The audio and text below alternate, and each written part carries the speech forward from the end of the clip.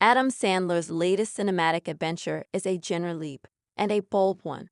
Known for his lovable misfits and oddball humor, Sandler is now strapping in for an unexpected role in Rocket Arena, a live-action adaptation of the high-octane multiplayer shooter game that once flew under the radar, but has maintained a cult following.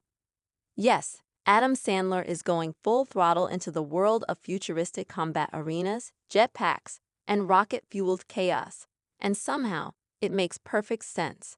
At first glance, casting Sandler as a leading character in a game-based action comedy might seem like an odd match. Rocket Arena, after all, isn't exactly about punchlines and pratfalls. It's about speed, explosions, and gravity-defying mid-air duels. But that's exactly why it works. Sandler's take on this universe isn't about mimicking Fortnite-style spectacle. It's about humanizing it, or rather, hilariously grounding it. His character, Hal Boomer Bernstein, is a washed-up former racquetball champion with a receding hairline and a chip on his shoulder the size of a plasma cannon. He's reluctantly pulled back into the arena decades after his prime, not for glory, but for rent money, child support, and a last-ditch shot at redemption. The film, currently in post-production, is described as a sci-fi sports action comedy with a satirical bite. Imagine The Longest Yard meets Guardians of the Galaxy, with a dash of Speed Racer's visual flair. Rocket Arena's chaotic game mechanics, triple jumps, rocket dodging, and team-based shootouts lend themselves to wild set pieces, but under director Sean Levy's vision, there's an emotional undercurrent too. The film explores aging in a world that values only speed and spectacle, with Sandler's character constantly reminded he's slower, swishier, and more accident-prone than the next-gen rookies. Sandler is reportedly performing many of his own stunts, within reason. He's not flying through that air like Tom Cruise, but he did insist on wearing the 40-pound jetpack rig for authenticity. "It felt like wearing a gas grill on my back while doing yoga," he quipped during a press junket. But hey, Boomer's not supposed to be graceful. Joining Sandler is a surprisingly stacked ensemble cast. Zendaya plays Kix, a rising arena star and Boomer's unlikely partner, smart, sarcastic, and genetically enhanced for rocket agility.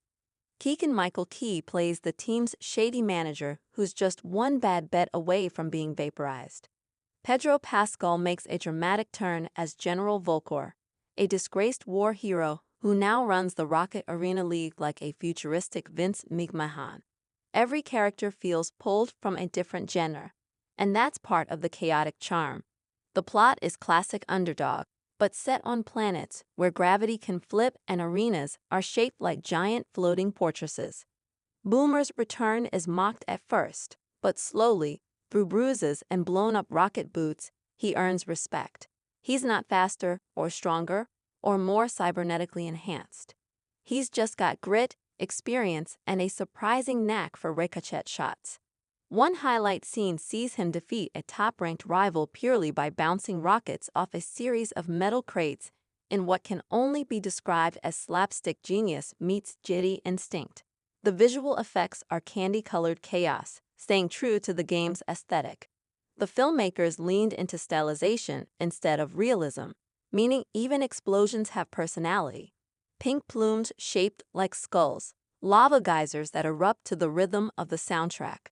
Speaking of which, the score is a synth-heavy blend of retro-futurism and 90s nostalgia, perfectly underscoring Boomer's midlife crisis in a neon battlefield. Interestingly, Rocket Arena was never a mega hit in the gaming world. It launched with high hopes but struggled to maintain a player base.